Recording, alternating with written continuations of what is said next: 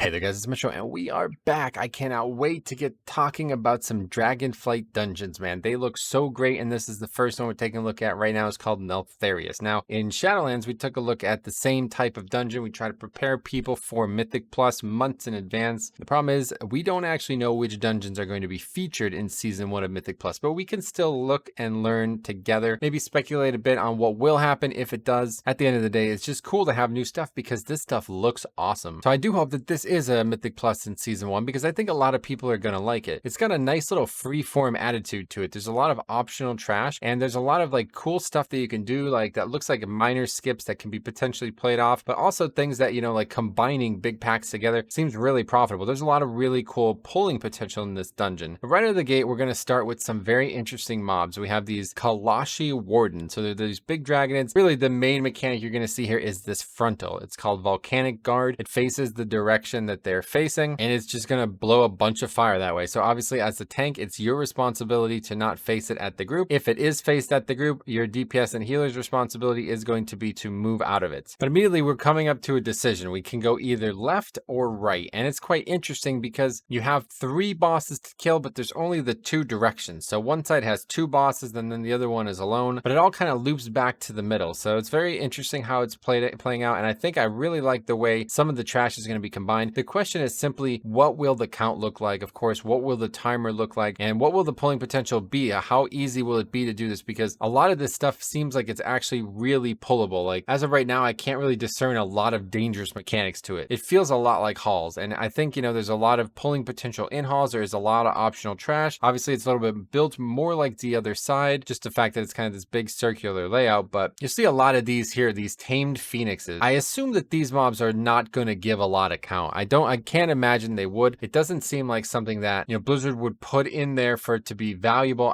It also, again, reminds me a little bit of halls, like those little guys who the workers or whatever kill a lot of those at a time, and they give a small amount of count, but they can be incredibly valuable just by pulling these with another pack. So we're going to come over to this right side first, and we're immediately going to see something pretty interesting here. As you see, patrolling in the background is a mini boss. Now, I'm not exactly sure how they're going to handle mini bosses in Dragonflight, but in Shadowlands, at the beginning, it was a mess, and by the end, they really figured it out. They pretty much made all the mini bosses give a ton of count, but this guy is incredibly skippable, like absolutely incredibly skippable. He's walking in a really clean way. We actually can just walk right by them. The other weird thing about this dungeon is that, you know, there's actually a lot of free space that you can move. The mobs and the kind of scale of the dungeon, it looks like that you don't really have a lot of space because the mobs are so big and the hallways are so big that it looks like, you know, they're the right appropriate size. But our characters are so small that we can actually just kind of fit right by them on either side and just walk right by them. So I don't know if that's going to stay that way, but that's one of the things I like the most about it because it allows you walk by packs and then come back to them. You know, so you could kind of set up some more creative pulling. It has a little bit more potential than a lot of the dungeons that are kind of just really narrow areas and you just have to keep going forward. You know, since it's the first time doing this, we pull some extra packs on the right here, but we put ourselves in a position where we can fight the mini boss here without any issues. And he's got some cool mechanics. He does this big kind of like a circle in front of him, and then he's going to have some residuals. So you just got to dodge both of those. Probably more difficult as melee, perhaps maybe even the tank. You have a fair amount of time to get out of it. This is definitely a lot less complicated than you'd expect, but it is only normal. Good chance that even the trash will gain mechanics. Running over this fire grate actually does damage though, so that will break you out of stealth, something to keep in mind. So this pull here I think is really good to combine with those 2 down there. We have some casting and some potential organizational issues with these guys, but as a blood DK, what I actually did the subsequent times was I ran downstairs and you can actually grip the caster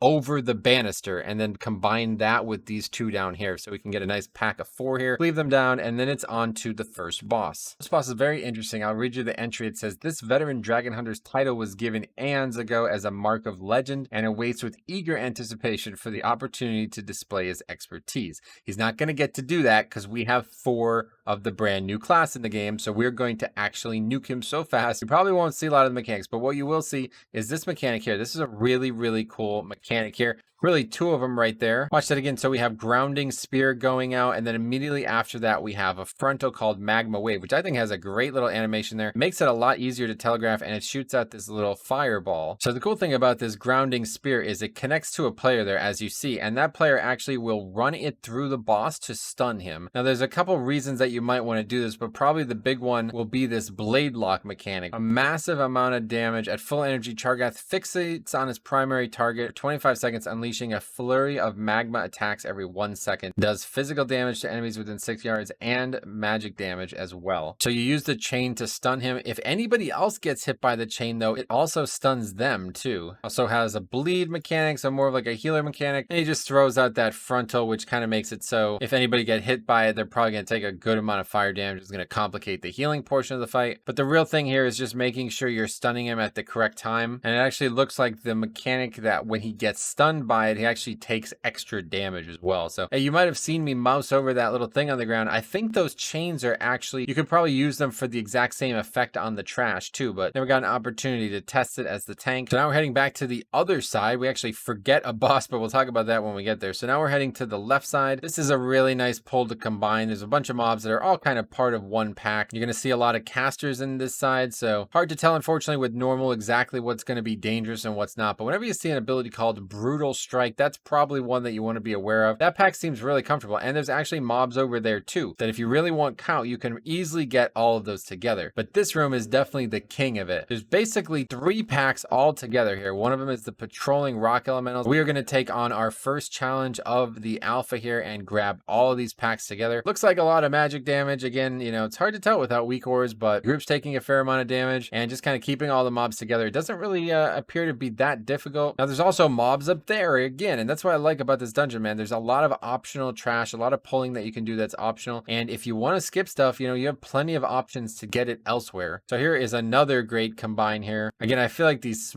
elemental mobs, these probably are not very dangerous, but I assume the big mobs will be difficult enough. As you see, that guy gets absolutely nuked down. But here we have a very cool looking boss, and this is Magmatusk, basically a giant like Elec or something like that. It's all magma, and it's going to have some tentacles coming out of it. A bit strange, but I think you guys are going to like this fight because it looks cool and it's got some really interesting mechanics. So the guy does this lava spray mechanic, which is basically just a giant frontal cone, and it's going to leave some puddles on the ground. It's going to be basically a fight where there's tons of stuff to potentially dodge, but this mechanic I always quite like in Mythic Plus. Now, presumably this is going to target a player, and then he's going to run at that player, and if you get hit, you're obviously going to take a bunch of damage, but he's going to run into the wall there. So this is going to be one of those fights where I think proper stacking and positioning is going to be absolutely crucial, because as you see, he runs all the way over to the other side of the room, obviously going to run away from all our melee DPS if we had any, but most importantly, he's going to run out of all of our AoEs on the ground. This mechanic is called Blazing Charge. He's going to knock players back if he hits them, but at the end, he's going to hit the wall and unleash 1 fire wave for each of the magma tentacles he has on him. Basically, the more tentacles he has, the more the lava spray damage is.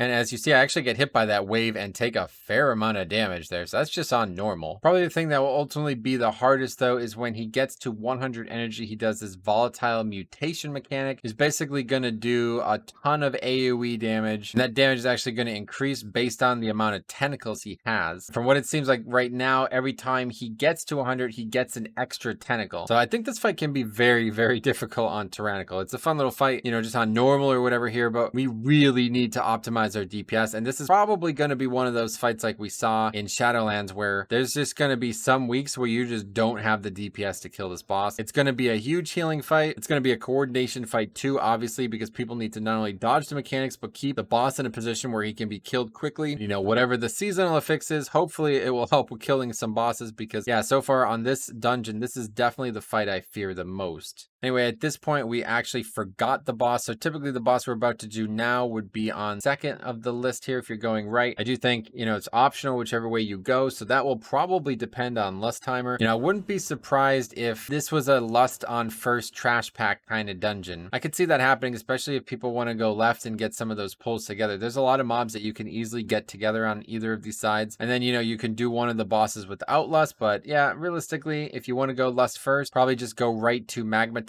He's kind of on his own. There's only 4 or 5 packs in front of him, and then you can get him and then figure out what you're doing from here. But you know, a 4 boss dungeon seems like pretty short dungeon, but it's going to depend a lot on potential routing, but also what the actual timer allows. So we're coming here, a lot of easy combinable trash in this hallway, but here is a really strange little part of the dungeon. You see, in this room, there's actually guys sleeping on these beds. I'm pulling them thinking like, okay, we need to get them. Again, you know, it's going to depend on what count and everything looks like, but as you see, they're actually getting like stuck. They're evading and they're just snapping here because, you know, they're up there raining fire down on us or something like that. And I tried try to grip them, but they're actually just evading. So this is obviously a mess. This has definitely got to be bugged, I'm sure. Whether or not you want to pull them though is the question, and we do this subsequent times on the stream from the other day, and we were able to just walk right by them. Now sometimes they did aggro. I think like 1 out of the 3 times we did it, they did aggro, and then the other times we just walked right by them without any, didn't have to shroud, didn't have to do anything special, and they just didn't aggro. So the reality of that I'm unsure of, especially because they're seemingly smaller mobs than the other ones. It's probably not going to be super worth to pull them, but I do see a really nice line of sight spot here, so you can easily probably aggro them all, run up here, and then have them either like snap up to you or just quickly run around the corner and all kind of gather in this little area you see to the right there. We also have a single hunter here, so one way or the other, what we want to probably do is definitely look for some spots to combine.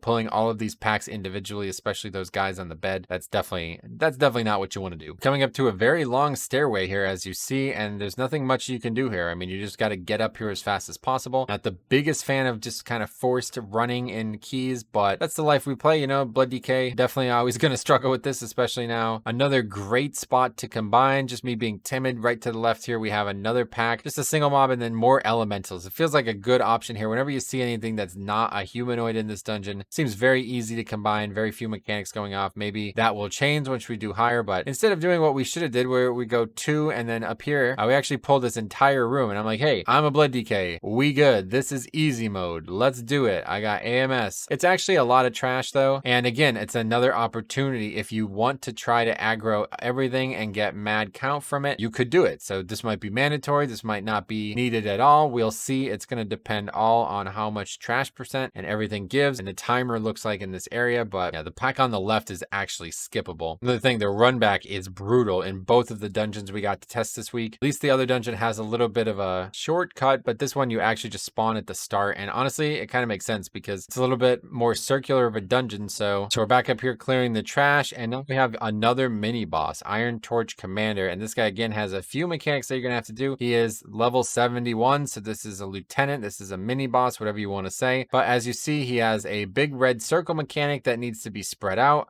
and he's just going to do a bunch of barrage of fire damage, which presumably simply just move out of. So I don't know, people are asking me on stream if there's another Shadow of Zul type mob, and there's a lot of mini bosses, but will any of them pose a massive challenge? I don't know. And I mean, again, that guy looks kind of skippable. The problem is you have to come back out that direction, but I think there's a lot of flexibility in this dungeon. So here's another great opportunity to pull. We have 2 of these packs of the lava flares and then a pack of 3 humanoids, which definitely we can get together. The blacksmith is immune to grip, but the other 2 can be gripped in. Quickly get everything together and AoE it down. Down here, you're going to see another really cool option that again, we won't have done in the first pull, but this room is actually really interesting. And this is what I was talking about before with the fact that everything's just so big, you can actually kind of just walk by stuff. And I don't know if Blizzard's going to address that or not, but you see this pack here, there's 2 patrols on both sides, and we can actually just jump down like right here and go right to the boss. Now, when you pull this guy, this is the boss, he's going to aggro both of these blacksmiths. So what I expect to be seen done here is we're going to try to grab one of the blacksmiths up around the corner, pull him with this pack. This is effectively 1 pack, but we can get it with that blacksmith too. It seems like a good option to get all of these together, cleave them down, and then we go down and pull the boss with the other trash mob. Or maybe you just go down and pull the boss with both trash mobs and then try to skip all of this on the way out. Kind of reminds me of the Atoll, the area on the right side of Atoll where people would try to double skip that trash. It seems very possible, but as you see here, there's a patrol, there's 2 patrols here, and they're just so far away from the actual edge of the room. Like we pull them, but you can literally just run up this lip and just run right by them, even if they're standing like right here. I think that's just a testament to just how big this dungeon actually is. But these guys are a much different mob, and they look a lot more dangerous. Again, a lot of casting going on here in this area. These iron torches, scorching breath looks like a frontal as well. We want to face that away to make sure nobody's getting cleaved by that. Otherwise, I think this mob's doing like some kind of like explosion or something like that. But I can imagine we're not pulling this pack at all. There's no reason to, and unless Blizzard changes it where these packs all need to be aggroed, you can actually just go right to the boss here. So again, we have these blacksmiths that are actually appearing in the room as trash as well. They're going to echo a little bit of what the boss has done. They're going to do this forge stomp mechanic here, but otherwise they're pretty much just going to kill pretty easily. It's a single mob in a boss room. You definitely want to try to get that pulled with something else to be a little bit more efficient. And I do think the boss itself can be it, but that forge stomp does a little bit of AoE damage there, so you're probably going to have to be careful because this boss can do a lot of damage. We're immediately going to see that happen here. The might of the forge mechanic starts immediately. Forgemaster leaps to his anvil, inflicting 23,000 physical damage to all players, and begins forging a volcanic axe. So this whole time he's channeling, making this axe. He's making a bunch of damage for it, and then he's going to make the first weapon, the volcanic axe, and he's going to throw it at a player. You see it on one of the Draconids here, and it's just going to hit him and spawn a 4-pronged line thing that needs to be dodged, and obviously it's going to do damage, and it's also going to put a dot on that character. We're also going to see the heated swings mechanic here. Forgemaster performs a pair of swings on his current target, inflicting a lot of physical damage and knocking the target away. He then leaps to the target's location and slams down with his ignited hammer. So you see there's the knockback, which is a pain in the ass on DK anyway, but of course we have Death's Advance, and then he's going to jump over here and we're going to have to dodge it. So this is like relatively advanced tank mechanic. I think pretty much every tank has a great way to deal with it, but if you get knocked into a bad position and you're not ready for this, this is going to be really easy to get hit by this. It does a ton of damage if you get hit too. The Dungeon Journal says 156,000 damage and extra fire damage as well. Big thing though, I think, is you want to make sure you don't get knocked back onto someone else, because then they have to dodge it too. You also see that Forge Storm mechanic. That's just a bunch of stuff on the ground to dodge. But I think this boss is going to be another healing challenge. There's a lot of things going on that are potentially damaging individuals, and a lot of it's probably going to be more dangerous for the actual DPS than the tank. But as you see here, as long as I don't land on somebody, that mechanic is effectively not going to do anything to anyone. The knockback is interesting. Like, it makes me wonder, if I Death's Advance that, will he then just jump right on top of where we're already standing? I've yet to test that out, but it seems possible. I don't know if that's a good or bad thing. Now, leaving this room is interesting, and this is why I quite like this dungeon, to be honest, because again, you'll see tons of extra trash on the right. I think there's at least 2 poles over there. Not that uncommon in WoW, but it is kind of strange when you have so many extra mobs and rooms that you don't even really need to go to. Now, we have these 2 mobs here, okay, and they're pretty inefficient, to be honest, but they're actually blocking the exit to this room. This is like a quick exit. I don't actually know when the last time they did something like this for a Mythic Plus, but yeah, basically we could run all the way back out the front, like, you know, in dealer side, there's only the one exit. You run in and out the same way. Also, something note, this like dragon skin carpet that's on the ground is actually occluding the fire patches in this area that these guys put on the ground. So I don't know if that's going to change, but honestly, probably not. And here's the exit here. So this is like a shortcut, but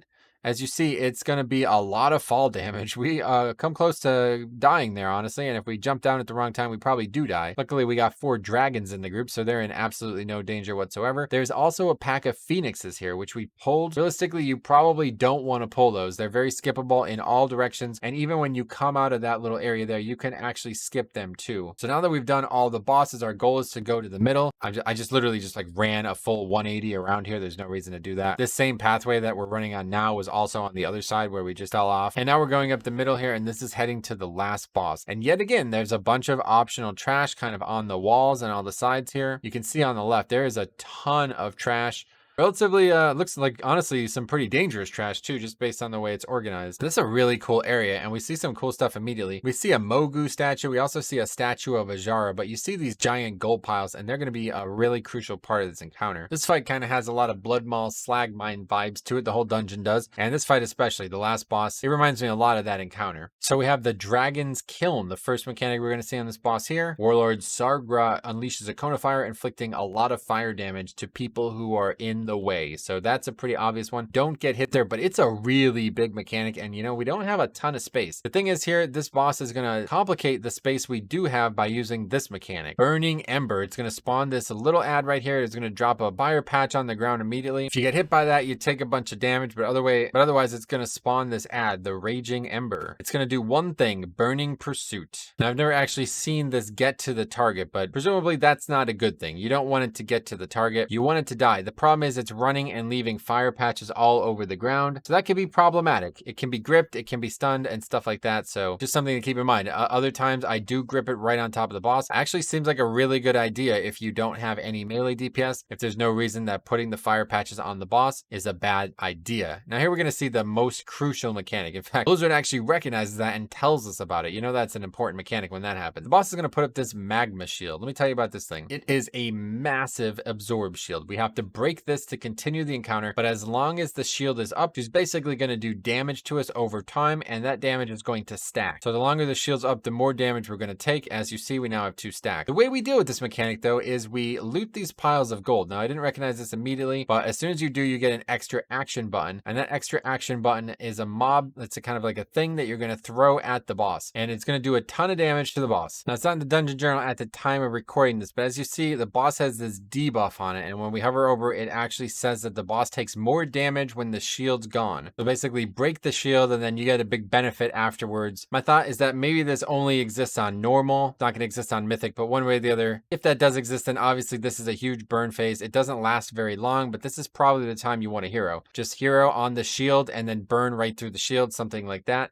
if that exists. But again, not in the dungeon journal at the time of recording this, so not really sure what's going on there, but it's pretty much the whole fight. The Ember, obviously, this is going to cause a lot more problems than you're going to ever see on normal. You know, if you have your 4 or 5 minute boss encounter, which you probably will on a fight like this, and let's be truthful, anytime you see a boss that has a shield mechanic, yeah, it gets usually a little bit messy, it gets a little bit long. It's kind of similar to the first boss in Mist in that way, that you have to deal with something that you don't want to deal with just to be able to go back to attacking the boss's health pool. And there is one other mechanic that I should mention, and that's called Molten Gold. So that's going to be a debuff that ends up going on our healer here, and you see the guy's covered in gold. Warlord hurls a Molten Gold at player, applying a dot, inflicting fire damage, and then applying a dot when it's actually expired. So it looks like a physical debuff. It looks like it cannot be dispelled, and it's just going to last for a period of time. And it's just going to be on that person the whole time, ticking for a small amount of damage, and then it's going to expire and a new debuff is going to be present. That's called Hardened Gold, and it's going to reduce the movement speed of the target by 30%, and this effect is going to stack up to 4 times. But it does say taking damage removes Hardened Gold, so it seems like probably no way that that's going to actually occur. I'm not really sure what the point of that mechanic working that way is, but obviously it's going to complicate the fight, and you're going to be taking tons of damage in this phase. Again, the longer this phase goes on, the more damage we're going to take, and even on normal, getting to 6 stacks there. So I don't know, this is a very interesting dungeon to me. I really like the prospects of this for Mythic Plus. Will it be featured in Season 1? That's a good question. I like to hope that the ones they're testing early in the alpha are the ones that they're also getting benefit from testing for Mythic Plus on, but you know, you never really know. So let me know what you guys think about this dungeon. Honestly, it is visually gorgeous. I cannot wait to see more. We see our first crafting reagent as well. I just can't wait for dungeons in Dragonflight, man. I really have some high hopes. Even, you know, we'll see what happens with Mythic Plus, but it just looks so good, man. I'm just so excited to be in a fresh area, especially a place that has such visual acuity. So thank you for watching.